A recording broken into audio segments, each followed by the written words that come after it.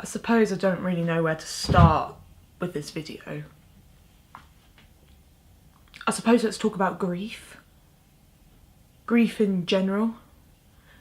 And the stages I've found when it comes to grief and how you feel, I suppose. You get the call to say that a loved one, a relative, has died. And for me, one I haven't seen in over 17 years, who I only saw since I was 3. And then when you get that call, you cry. I obviously cry because despite what's happened in my life, despite what's happened and voices and everything else, it's still family. It's still my grandpa, no matter what, really. You can't stop crying. You feel sad, you weep as you get on the tube to go to uni and you cry some more, and you're crying to your notes because you start thinking of things of what if I'd stayed a little longer, what if I hugged him a little bit more, and what if I kissed him, what if, and should I have not gone back home, should I have stayed, all these kinds of things you get since leaving. And then you start to feel angry, you start to feel resentment. First, resentment towards family members who knew that relative much more than I did, and I grew angry because I don't have any vocal recognition, any facial recognition of this man. I don't have any memories that I can hold on to and I can keep as my own, because I don't have any of my own. And now that I'm an adult and I can remember things, I probably won't. And if they share stories about what they had, I can't contribute. I don't have that. So you block them out and you push them away when they ask if you want to meet up. You push those family members away because the anger and resentment built up about them is just something that you just want to process. You just want to process by yourself. And so you get angry and you angry cry some more, and you feel bitter and you feel jealous and you feel twisted inside, and you then have to remember that there's a reason why you don't have any memories. And even though it's been a con, there's also been a pro side to it, from a personal side.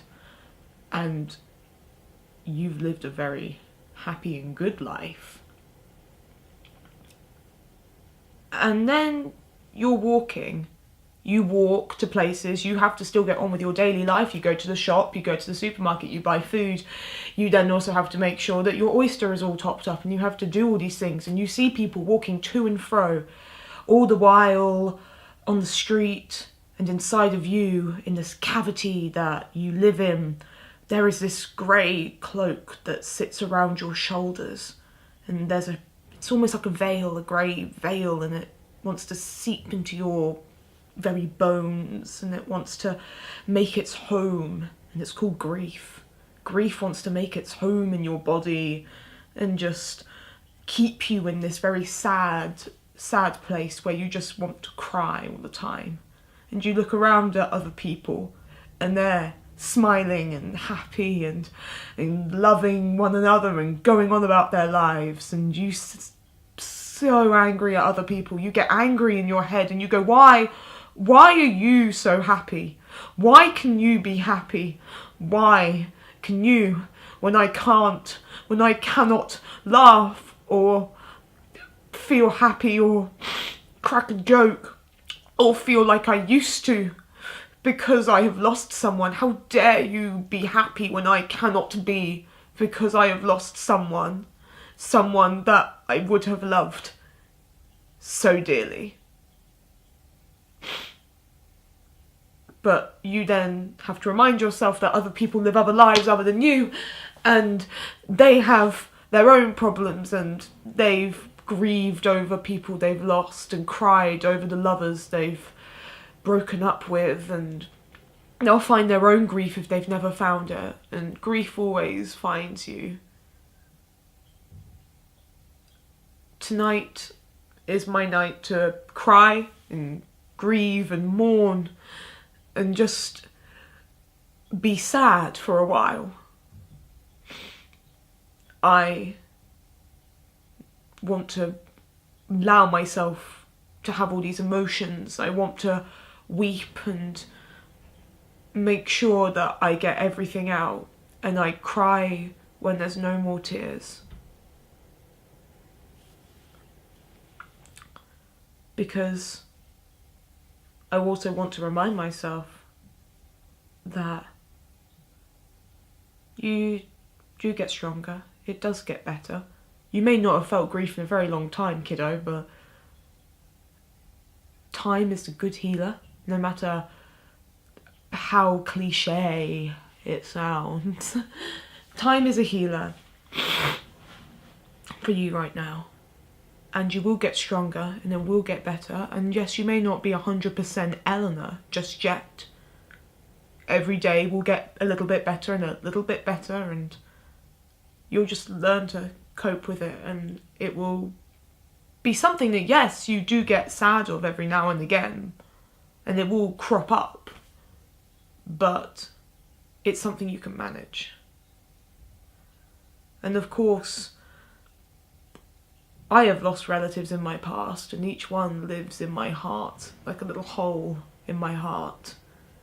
And this latest one will sit as a hole in my heart for a while. And that hole will stay there, but it gets smaller and smaller as time passes, and as time goes on, the world starts to seem a little brighter. Starts to seem a little clearer, and you remind yourself why you keep going, and allow yourself to be sad and happy. This never had an ending. This video doesn't have an ending, and I don't know how to end it, and it feels weird to make a video about grief for views, but my way of coping with this grief is to document it. And it's hard on this side of the family. This is a personal side that you will never get to know, and I am not prepared to tell you. But this grief is very difficult to come to terms with and to go on with,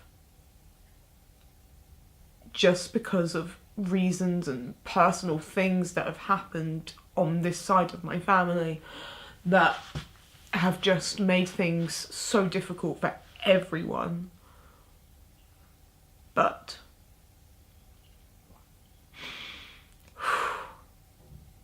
we console the camera. I'll put it away. And then I'll just allow myself to let grief in and let him snuggle up inside these bones.